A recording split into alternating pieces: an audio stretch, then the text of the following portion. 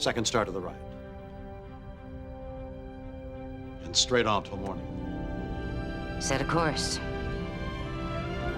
For home. I'm reading an ion storm on that trajectory, sir. Should I go around it? We can't be afraid of the wind, Ensign. Take us to Warp 4. It is the unknown that defines our existence. We are constantly searching, not just for answers to our questions, but for new questions.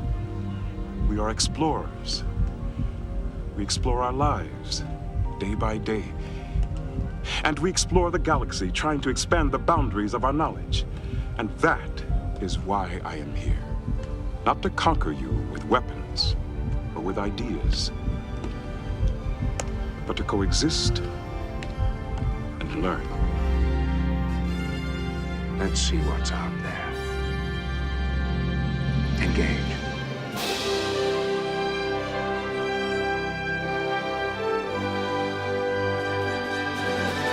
Shut the fuck up.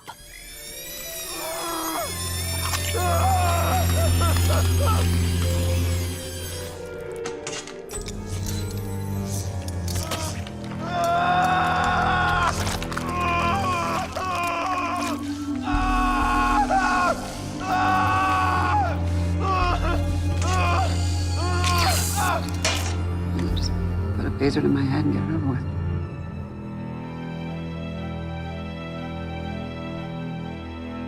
That's when he put the phaser in his mouth and pulled the trigger.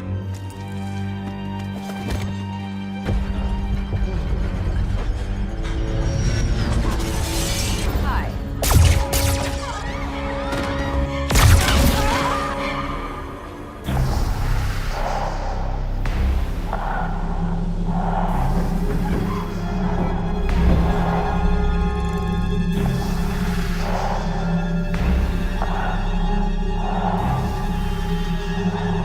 Hell will come again.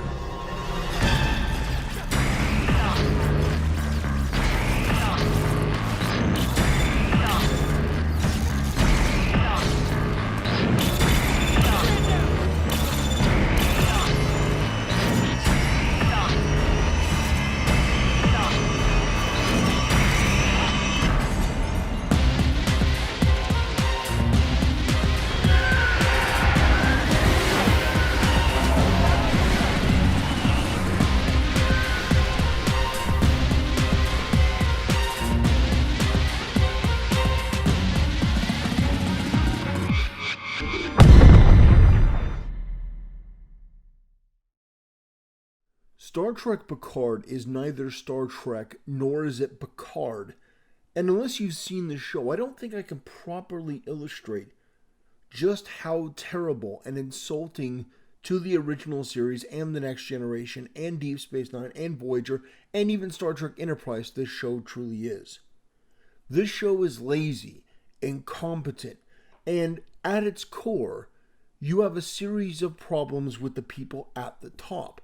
Now, I know that you're probably expecting me to say, well, it's SJW through and through, and that's why it fails. Well, that's part of it, but the main thing, and I think this is one of the key issues, is not the creatives working on it, although they are stupid, and they wanted to make Westworld, and they wanted to emulate this dark tone of Game of Thrones and throw all this stuff in there. But, you know, at the end of the day, the main problem with the show is Patrick Stewart. Because you listen to what Patrick Stewart demanded to be part of this. And honestly, there was no way that they were going to turn down Patrick Stewart because they realized they messed up with Star Trek Discovery. And the reality is they don't know why they messed up, but they know that people don't like it. So they go, well, people like Picard, people like The Next Generation. So why don't we take Picard and we'll put him in one of our cockamamie Discovery stories with these ridiculous over-the-top battles with nothing that makes sense, dumbing it down for the absolutely lowest common denominator, and we'll have this there and people will love it, right? No, everyone hates it. It's a disaster, and CBS, Don't think you're fooling anyone with those bots on social media. It's just embarrassing. This show was a disaster, and it was an embarrassment. Now, the thing is, Star Trek was always optimistic about humanity. It was always looking forward and saying humanity has the potential to be greater. This show views humanity in this dark, disturbing, angry, evil, nihilistic way. And the thing is, that's not appealing because it's been done by everyone else. Star Trek was unique and that it showed humanity in a way that no one else would. And that is that humanity eventually grows out of its infancy and grows to evolve to a certain point. But that doesn't mean that all the problems go away. No, there are new challenges, new problems. Racism isn't exactly the same. Now we don't have racism between humans. We have racism towards other species. And that's an interesting battle to overcome. But in this show, they do everything in the worst possible way because of one man, and that's Patrick Stewart. Now, I bet you were not expecting me to say that. But if you actually listen to what Patrick Stewart says in his interviews, if you listen to what they had to give him in order to get him on the show, he is responsible for this disaster. Because one of the things was, there can't be an Enterprise. So he doesn't want to be a captain on the Enterprise. So no captain, no Enterprise. Didn't want to wear a uniform. Okay? Well, those three things are Picard. He is Starfleet. He is a captain, or you can make him an admiral. But you have to put him on a ship, and there should, for the love of God, be a ship called Enterprise. You could have smaller stories about Picard retiring, being on his vineyard, being visited by people, having Hugh, appear and snap him away, and then go on some kind of adventure where he still has to prove that he still has it, even though he's older. There's so much that you can do, and that would be loved. But unfortunately, they tried to do this inclusivity, diversity, propaganda. We're passive progressive, as RedLetterMedia so aptly put it. They have no idea what they're doing. They're like children dealing with complex issues that are beyond them. And at the end of the day, you have Patrick Stewart, who's this older guy who doesn't want to do a lot of the more traditional stuff. He wants to talk about Brexit, and he wants to talk about Trump, and he wants to wail against these people. And, I think now people need Star Trek more than ever. No, not if it's this. People need Star Trek The Next Generation more than ever, not this garbage. Because this show was depressing, it was negative, it was dismal, it was sad. And I hate this idea that you have these depressing, ignorant liberals, these leftists who have this pathetic view of humanity, coming in there and just ruining everything. The future is not going to be that bleak. Turning Luke Skywalker into some sad, depressing hermit, turning one of the best captains in Star Trek, turning him into this bitter old man. Just all of it is disgusting, and it reveals who the people who are in these positions of creativity truly are. They are miserable, nihilistic people that do not have much respect for their fellow man. They are not Gene Roddenberry. They do not have the creative talent or the intelligence or the foresight to create something. And so what they do is they export their political garbage. And they make all of these franchises that we've loved a dumping ground.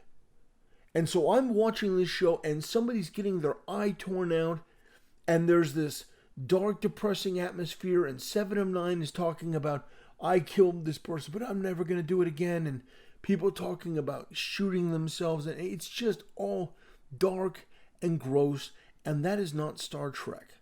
Star Trek has its moments. Star Trek has its difficult issues, like when Picard is tortured by the Cardassians. There are 4 lights.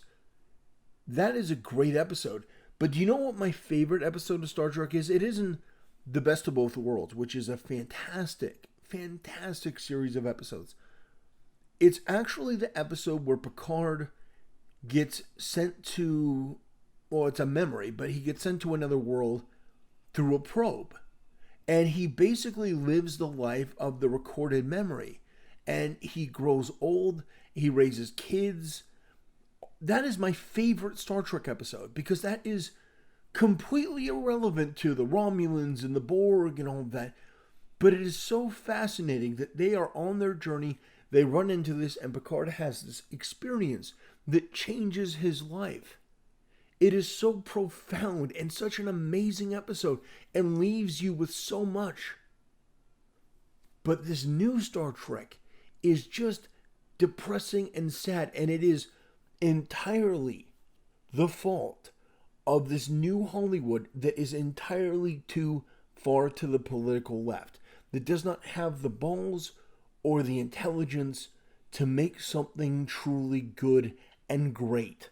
And unfortunately, the ones that suffer are the fans who enjoyed it from the beginning. Because these people have resentment towards you for being a fan. They don't think very highly of you. They don't think very highly of you at all. And so these morons, in combination with the stupidity of Patrick Stewart, and I can't believe I'm saying that. I know that Patrick Stewart is far to the left. I know that politically speaking, he is an anti-Brexit, anti-Trump, pro-LGBT to the point where it's obnoxious, and he says it every time he goes anywhere with Sir Ian McKellen.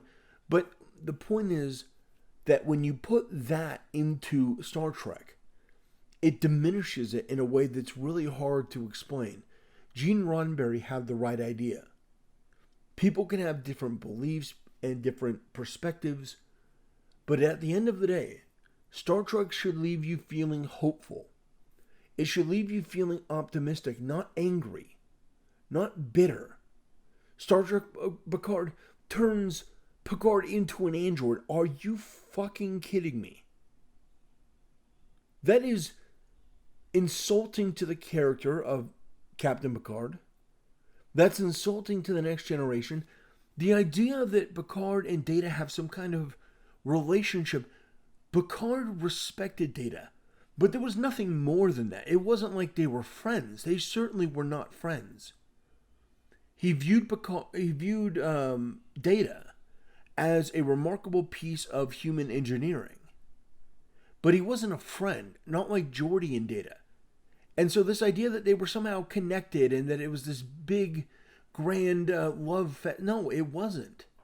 It's like when Data refused to submit to Maddox, when they sat in his ready room, Picard told Data, "I have to think of Starfleet's interests."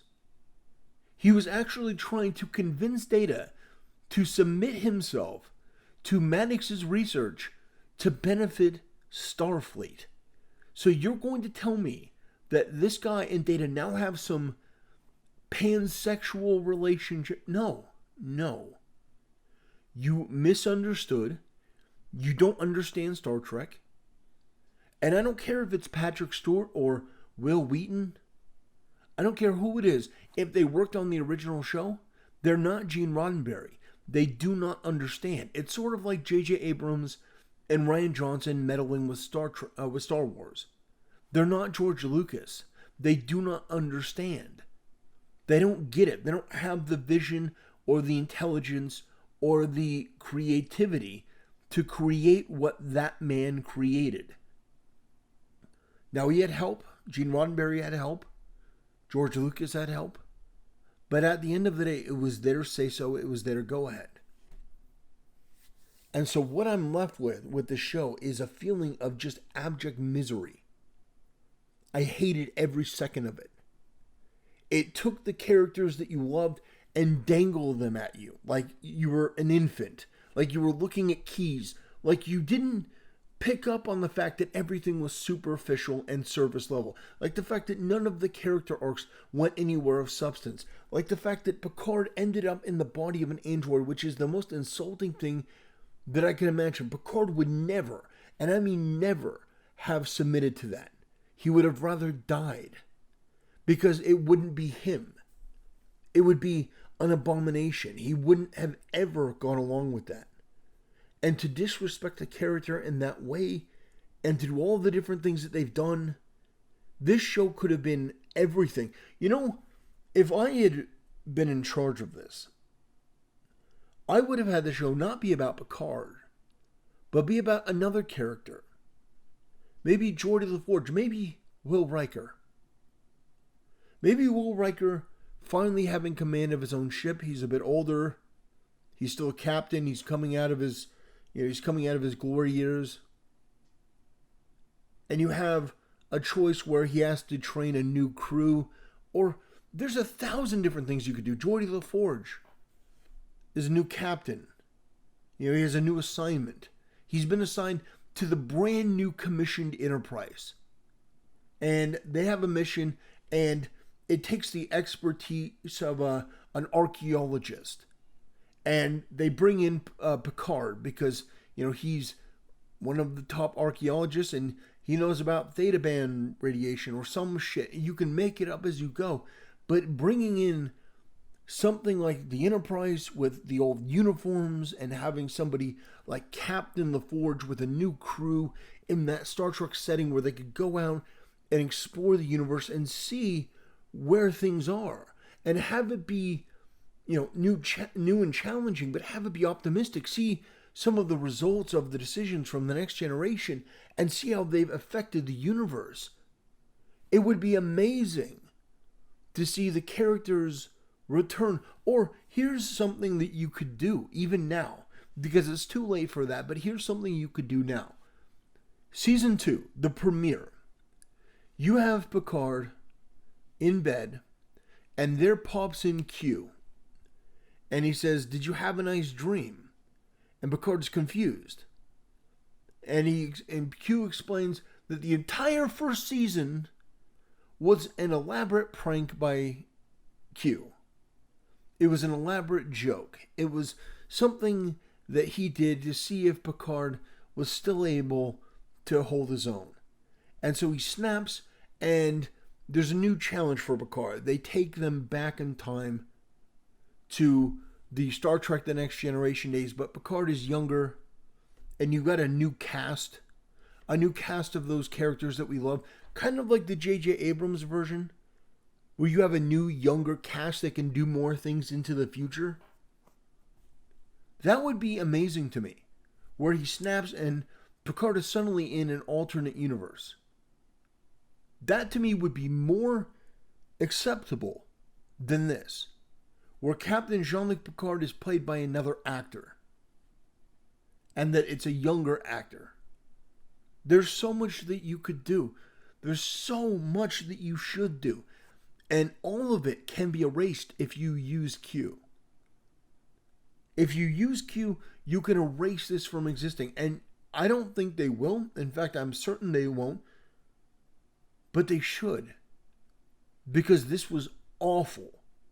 And they should fire every single person who was involved in the creative, including Patrick Stewart. Now, I know that may seem a bit harsh, but the moment that Patrick Stewart said, "I don't want to wear a uniform, I don't want to be captain, I don't want to be on the Enterprise," they should have said, "Thanks. Okay, we'll go in another direction." They should have gone to another actor. I mean, obviously Brent Spiner was willing to do some roles for this new thing. Go to Geordi LaForge and say, "Hey, we want you in this." His name is LeVar Burton, obviously. I'm just saying. Go to Geordi LaForge and make him an offer. Make him an offer of being a captain. Hell, go to William Shatner. Do whatever you have to do, but do not do this. I'm not going to wear a uniform. I'm not going to be a captain. I'm not going to go on the Enterprise. That is Star Trek.